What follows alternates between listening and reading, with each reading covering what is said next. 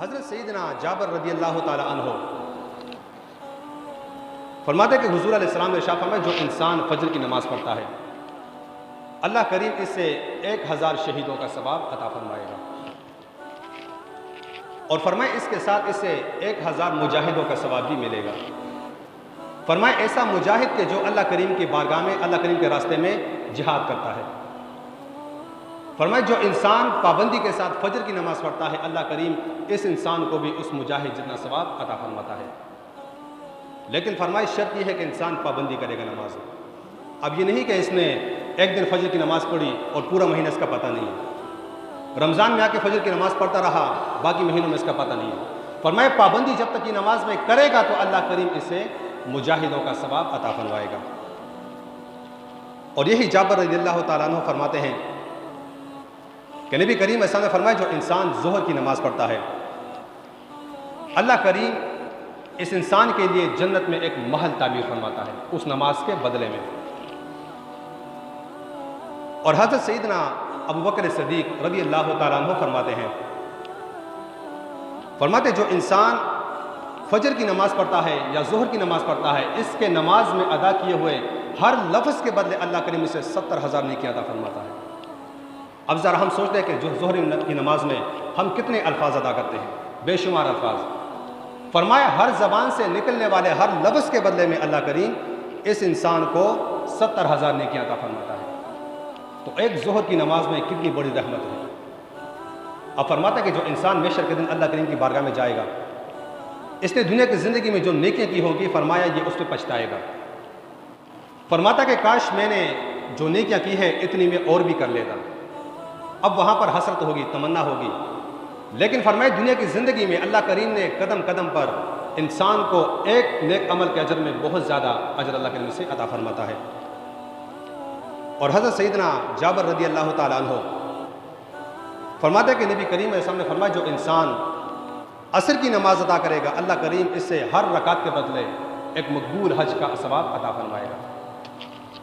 اب ذرا ہم سوچتے ہیں کہ انسان جب حج کرتا ہے اس کے لیے اسے دولت بھی لگانی پڑتی ہے، وقت بھی لگانا پڑتا ہے، اپنے گھر سے دور بھی جانا پڑتا ہے، لیکن فرمائے جو انسان پابندی کرے گا عصر کی نماز میں فرمائے اس کے ہر رکعت کے بدلے اللہ کریم اسے کامل حج کا ثواب عطا فرمائے گا۔ اور فرمائے جو انسان مغرب کی نماز ادا کرتا ہے باجماعت کے ساتھ ہمیشہ اس کو اللہ کریم اپنے ان نیک بندوں میں شامل کرے گا کہ جس کا میں نے فرمایا کہ لا خوف علیہم ولا هم يحزنون۔ رب نے فرمایا میرے ایسے بندے کہ جو میرے راستے میں زندگی صرف کرتے ہیں انہیں دنیا کی زندگی میں بھی کوئی خوف نہیں ہوگا اور محشر کی زندگی میں بھی انہیں کوئی خوف نہیں ہوگا۔ فرمایا جو انسان مغرب کی نماز میں پابندی کرتا ہے فرمایا اسے اللہ کریم اس نیک بندوں میں شامل فرمائے گا۔ اور نبی کریم علیہ السلام نے فرمایا جو انسان عشاء کی نماز پابندی کے ساتھ پڑھتا ہے اللہ کریم اس سے ہر قسم کی مصیبت سے محفوظ رکھے گا، ہر قسم کی بیماریوں سے اسے محفوظ رکھے گا، اس کا جسم ہمیشہ تندرست ہوگا۔ فرمائے یہ انسان دنیا کے تمام مصیبتوں سے محفوظ رہے گا۔ اب ذرا ہم اپنی زندگی کا موازنہ کرتے ہیں ان 5 نمازوں کے ساتھ کہ ہماری زندگی کتنی سکون میں گزرتی ہے۔ صبح سے شام تک جب ہم زندگی گزارتے ہیں اس کے اندر برکتیں کتنی ہیں، اس کے اندر رحمتیں کتنی ہیں۔ فرمائے جو انسان پابندی کے ساتھ 5 وقت کی نماز باجماعت پڑھے گا اللہ کریم اس کی زندگی میں برکت ڈالے گا، اس کے رزق میں برکت ہوگی، اس کے سکون میں برکت ہوگی، اس کے دولت کے اندر اللہ کریم برکت نازل فرمائے گا، اور فرمائے اس کے صحت کے اندر بھی اللہ کریم برکت نازل فرمائے گا۔ لیکن ہمارا معاشرہ آج پستی میں کیوں ہے؟ ہم جو ہے وہ طرح طرح کی مصیبتوں میں گرفتار کیوں ہیں؟ ہماری زندگی طرح طرح کی اذیتوں میں کیوں گزرتی ہے؟ کیونکہ ہماری زندگی میں نماز کی پابندی نہیں ہے۔ اگر ہم جب تک نماز کی پابندی نہیں کریں گے تو ہماری زندگی میں سکون نہیں آئے گا۔ اور مزید فرمائے جو انسان نماز کی پابندی نہیں کرے گا اللہ کریم اس انسان پر 12 عذاب نازل فرمائے گا، 4 عذاب دنیا کی زندگی کے اندر اور 4 عذاب مرتے وقت، اور فرمائے 4 عذاب اسے محشر کے دن اللہ کریم اسے دے گا اس انسان کو۔ اب ایک طرف تو نماز کے انعامات ہیں، نماز کی برکتیں ہیں کہ جو انسان نماز کی پابندی کرے گا، لیکن فرمائے جو پابندی نہیں کرے گا اسے اللہ کریم 12 قسم کے عذاب اس پر مسلط فرمائے گا۔ فرمائے 4 عذاب دنیا کے عذاب۔ دنیا میں اللہ کریم اس انسان پر اس کی کمائی سے برکت اٹھا لے گا۔ اب یہ جتنا کمائے گا اس میں برکت نہیں ہوگی، یہ جتنی دولت کمائے گا اس کے اندر برکت نہیں ہوگی۔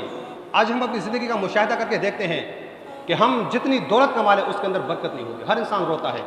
اگر آپ کسی سے پوچھیں کہ بھائی زندگی کیسے گزرتی ہے، وہ فرمایا کہ زندگی اچھی نہیں گزرتی، خرچہ ہی پورا نہیں ہوتا، تنخواہ میری اتنی نہیں ہے، گھر کے کام ہی پورے نہیں ہوتے، تو میں کیا کروں؟ فرمائے جو انسان نماز کی پابندی نہیں کرے گا اس کے رزق سے اللہ کریم برکت اٹھا لے گا۔ تو آج ہم دیکھتے ہیں ہمارے رزق کے اندر برکت نہیں ہے، اس کی وجہ کیا ہے کہ ہم نے نماز کی پابندی چھوڑ دی ہے۔ اب ہماری مرضی ہے، ایک نماز پڑھی دوسرے میں آئے یا نہ آئے، ہماری اپنی مرضی ہے، ہماری اپنی مرضی کہ ہم نماز جیسے پڑھیں، جیسے ہماری مرضی۔ اب شریعت کو تو ہم ایک طرف رکھ لیتے ہیں، دین مصطفیٰ کو تو ہم ایک طرف رکھ لیتے ہیں، شریعت مطہرہ کے احکامات تو ہم ایک طرف رکھ لیتے ہیں، نماز پڑھتے ہیں اپنے طریقے سے۔ نماز وہی قابل قبول ہوگی کہ جو میرے نبی کے طریقے کے مطابق ہوگی، جو فقہ کے اصولوں کے مطابق نماز پڑھی جائے گی۔ ہماری 99% نماز ایسی ہے کہ جو ہم شریعت کے مطابق نہیں پڑھتے، اپنی مرضی ہے، جس طرح نماز میں کھڑے ہوں، جس طرح نماز میں رکوع کریں، جس طرح نماز میں ہم سجدہ کریں، جس طرح ہم نماز میں قرات کریں، نماز پڑھنے کا انداز جیسا ہو ہمارا، وہ ہماری اپنی مرضی۔ جب نماز کے اندر ہماری اپنی مرضی ہوگی پہلے تو وہ نماز قبول نہیں ہوگی، وہ ہمارے ذمہ باقی رہتی ہے، اور پھر برکت تو کہاں ہمیں ملے گی؟ برکت اس صورت میں ملے گی کہ جب ہم نماز شریعت کے مطابق پڑھیں گے۔ بدقسمتی کے ساتھ ہمارا معاشرہ ایسا گرا ہوا معاشرہ کہ ہم اگر کسی کو نماز میں غلطی نکالیں تو وہ آگے سے ہمارے ساتھ بحث کرنے لگ جاتا ہے، کہتا ہے کہ ہم نے فلاں جگہ سے پوچھا ہے، ہم نے فلاں تقریر سنی ہے، تقریر میں بندے نے ایسے کہا ہے۔ اب تقریر کی کیا اوقات ہے شریعت کے سامنے؟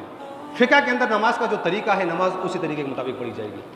لیکن بدقسمتی کے ساتھ ہمارا معاشرہ دین سے اتنا دور چلا جا چکا ہے، اور دنیا کے ہم اتنے قریب آ چکے ہیں کہ دین کی بات ہمارے اوپر اثر ہی نہیں کرتی۔ اب پھر جب ہم نماز پڑھتے ہیں اور ہم یہ وہم بھی کرتے ہیں کہ یہ نماز ہمیں فائدہ دے گی، کبھی فائدہ نہیں دے گی نماز ہمیں، کیونکہ نماز کا اپنا ایک اصول ہے، اپنا ایک طریقہ ہے۔ جب تک ہم نماز اس طریقے کے مطابق نہیں پڑھیں گے وہ نماز ہرگز ہمیں فائدہ نہیں دے گی، بھلے ہم جتنا سجدے کے اندر اپنی پیشانی کو رگڑ لیں وہ ہمیں فائدہ نہیں دے گی۔ فرمائے ان الصلاۃ تنہی عن الفحشاء والمنکر، یہی نماز تمہیں بے حیائی اور برے کاموں سے روکتی ہے۔ اب ہم نماز بھی پڑھتے ہیں، جھوٹی بولتے ہیں، نماز بھی پڑھتے ہیں، پڑوسیوں کو بھی ستاتے ہیں، نماز بھی پڑھتے ہیں، ہم مسلمان بھائی کی غیبت بھی کرتے ہیں، ہم نماز بھی پڑھتے ہیں، ہماری زندگی جو ہے وہ طرح طرح کے گناہوں میں گزرتی ہے۔ اس کے پیچھے پس منظر کیا ہے؟ کیا نماز میں وہ اثر باقی نہیں رہا؟ نماز میں تو اثر ہے، اللہ کریم نے جو بات کہی وہ تو اٹل ہے۔ فرمائے نماز پڑھو گے تم کبھی بے حیائی اور برے کام نہیں کرو گے۔ اب اس میں قصور ہمارا اپنا ہے، ہماری نماز نہیں ہے۔ میں بارہا نماز کے بارے میں بہت زیادہ تقریریں کر چکا ہوں یہاں پہ، اور فرداً ہر کسی کو بتا بھی چکا ہوں کہ نماز اس طرح پڑھو، اس طرح پڑھو، لیکن یہاں سے بات نکالی وہاں سے نکال لی، یہاں سے ڈالی وہاں سے نکال لی۔ اب اس میں میرا کوئی فائدہ تو نہیں ہے۔ اب جو بندہ اچھی نماز پڑھے گا، شریعت کے مطابق پڑھے گا، اس کا اپنا ہی فائدہ ہے، اس کی اپنی نماز ہے۔ اللہ کے کرم سے جتنا ہم نے پڑھا ہے اس کے مطابق ہم اپنی نماز کو درست کر کے پڑھتے ہیں، باقی قبول کرنے کا معاملہ اللہ کے سپرد ہے۔ لیکن ہر انسان کی ذمہ داری بندے فرمائے کہ علم حاصل کرنا ہر مسلمان مرد اور عورت پر فرض ہے۔ اتنا علم کہ تمہارے 24 گھنٹے کی زندگی دین کے مطابق گزرے۔ آج ہر انسان اپنے گریبان میں جان کر دیکھے، اپنی زندگی کو سامنے رکھے کہ اس نے کتنا دین سیکھا ہے۔ ہم نے کتنا اپنے بچوں کو سامنے بٹھا کر کہا کہ بیٹا نماز اس طرح پڑھنی چاہیے، نماز اس طرح پڑھنی چاہیے، نماز میں رکوع اس طرح کرو گے، سجدہ اس طرح کرو گے، نماز میں قاعدہ اس طرح کرو گے، قاعدے کی حالت میں تمہارے پاؤں اس طرح ہونے چاہیے، قیام کی حالت میں تمہاری نظر یہاں پہ ہونی چاہیے۔ کس نے بتایا اپنے بیٹے؟ کوئی نہیں بتاتا۔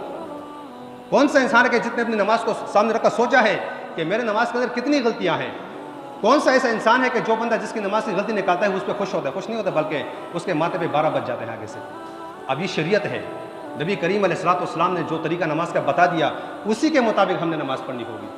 لیکن ہماری نمازوں کو جب ہم پرکھتے ہیں، اس کو جب ہم دیکھتے ہیں تو ہماری نماز کے اندر 100% غلطیاں ہوتی ہیں، 100%، 1% بھی ہماری نماز درست نہیں ہوتی، اور پھر ہم نماز پڑھ کے مسجد سے نکلتے ہیں اور ہمارے ذہن میں یہ وہم ہوتا ہے کہ یہ نماز ہم نے پڑھ لی ہے۔ نہیں صاحب، وہ نماز ہمارے ذمہ باقی ہے ابھی۔